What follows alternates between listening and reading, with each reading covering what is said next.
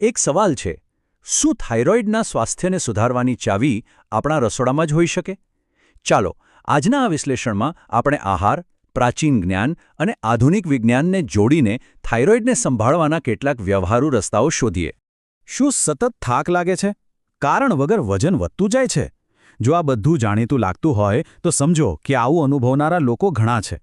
આ સામાન્ય લાગતી સમસ્યાઓ ઘણીવાર થાઇરોઇડ ગ્રંથિના અસંતુલનનો એક નાનકડો સંકેત હોઈ શકે છે.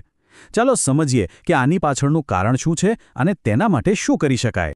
સરળ શબ્દોમાં કહીએ તો હાઇપોથાઇરોઇડિઝમ એટલે કે આપણી થાઇરોઇડ ગ્રંથિ થોડી આળસુ થઈ ગઈ છે.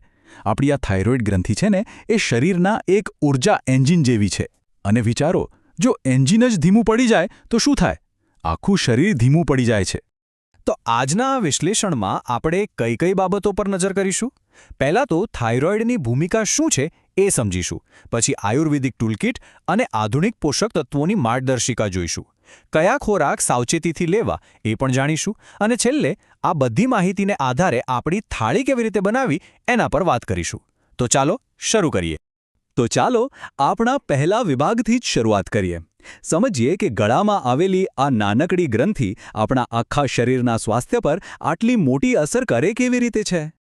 આ લક્ષણો કદાચ ઘણા લોકોને જાણીતા લાગશે, જેમ કે સતત થાક લાગવો, કારણ વગર જ વજન વધતું જવું, ત્વચા એકદમ સૂકી થઈ જવી કે વાળ ખરવા, બીજા કરતાં ઠંડી વધારે લાગવી, અને હા, મૂડમાં વારંવાર ફેરફાર થવો કે પછી કશું યાદ ન રહેવું. આ બધું એ જ સંકેત આપે છે કે શરીરનું જે મેટાબોલિઝમ છે એ કદાચ ધીમું પડી ગયું છે. સારું, હવે આપણે આપણા બે દૃષ્ટિકોણમાંથી પહેલા એટલે કે આયુર્વેદ તરફ વળીએ. જોઈએ કે આધુનિક સમસ્યાઓના સંતુલન માટે આ પ્રાચીન જ્ઞાન આપણને શું શીખવે છે. આયુર્વેદમાં અશ્વગંધાનું સ્થાન બહુ જ ઊંચું છે અને એનું કારણ પણ છે. એ માત્ર સ્ટ્રેસ ઓછો નથી કરતી, જે આજકાલ બહુ સામાન્ય છે, પણ એ એક બહુ જ મહત્વનું કામ કરે છે. આપણા શરીરમાં જે નિષ્ક્રિય T4 હોર્મોન હોય ને એને સક્રિય T3 હોર્મોનમાં ફેરવવામાં મદદ કરે છે. અને જે લોકોનું મેટાબોલિઝમ ધીમું હોય એમના માટે તો આ પ્રક્રિયા વરદાનરૂપ છે. અને હવે વાત કરીએ એકદમ સાદા પણ ખૂબ જ અસરકારક ઉપાયની, નાળિયેર તેલ. આયુર્વેદ મુજબ એમાં રહેલા ખાસ પ્રકારના ફેટી એસિડ્સ સીધા જ ઊર્જામાં ફેરવાઈ જાય છે. આનાથી શું થાય?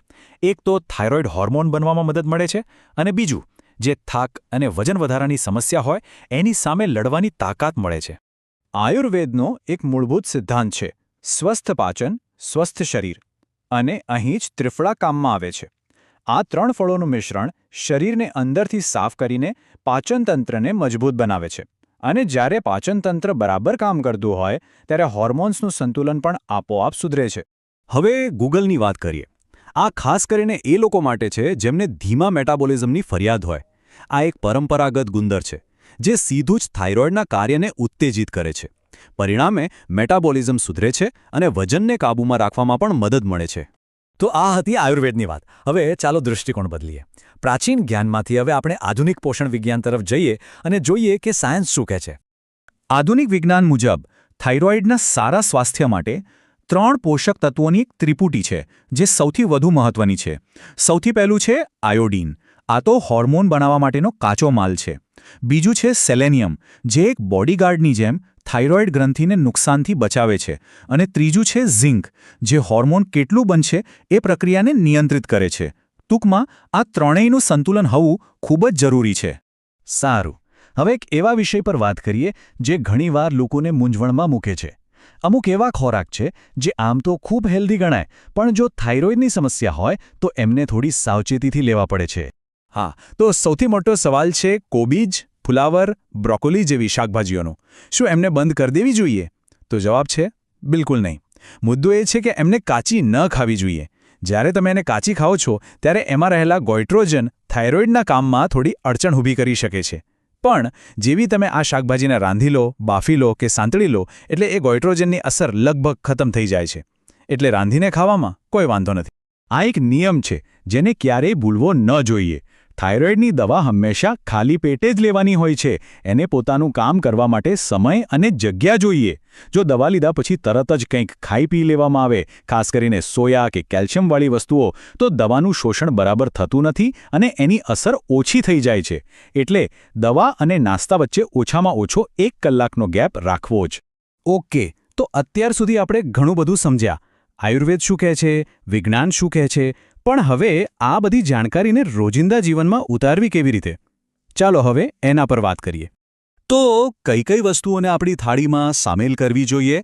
આ યાદીમાં એવી વસ્તુઓ છે જે થાઇરોઇડને મજબૂત બનાવે છે, જેમ કે આયોડિન માટે ડેરી ઉત્પાદનો, સેલેનિયમ માટે બ્રાઝિલ નટ્સ અને ઈંડા, ઝિંક માટે ચણા અને કોળાના બીજ, સાથે જ ફાઇબર માટે આખા અનાજ અને એન્ટીઓક્સિડન્ટ માટે ભરપૂર ફળો અને શાકભાજી.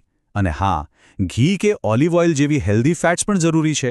હવે એવા ખોરાકની વાત કરીએ જેમને છોડી નથી દેવાના પણ સમજદારીપૂર્વક ખાવાના છે, જેમ કે સોયા પ્રોડક્ટ્સ, ખાસ કરીને દવાના સમયની આસપાસ તો નહીં જ.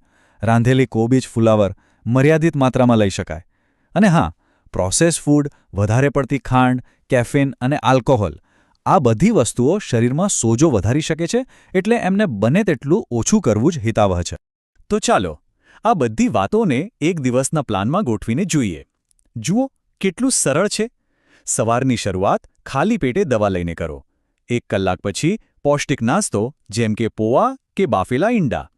બપોરે એક સંપૂર્ણ ભારતીય થાળી, દાળ, રોટલી, શાક, સલાડ. અને સાંજનું ભોજન હલકું અને પચવામાં સરળ હોય એવું રાખો, જેમ કે ખીચડી કે સૂપ. આ એકદમ વ્યવહારુ પ્લાન છે, જેમાં પોતાની જરૂરિયાત મુજબ ફેરફાર કરી શકાય છે. અને હવે આપણે આ ચર્ચાના અંત તરફ આગળ વધી રહ્યા છીએ. આ બધી વાતનો સાર શું છે? એ જ કે આહાર આપણો દુશ્મન નથી, પણ એક શક્તિશાળી સાથી છે. પણ એક વાત ખાસ યાદ રાખવી ખૂબ જ જરૂરી છે.